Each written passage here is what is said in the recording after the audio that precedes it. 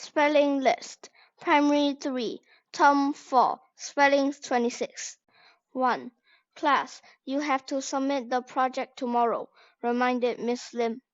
2. The bully flung a stone at him, but he managed to dodge in time.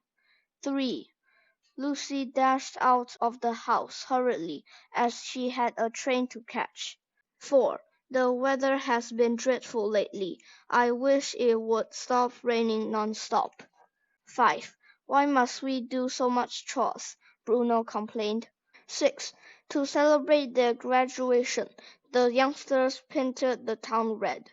7. He bowed his head and sheepishly admitted that he was the culprit. 8.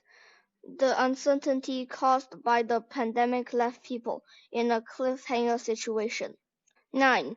They presented a plaque to the teacher to show their utmost appreciation. 10.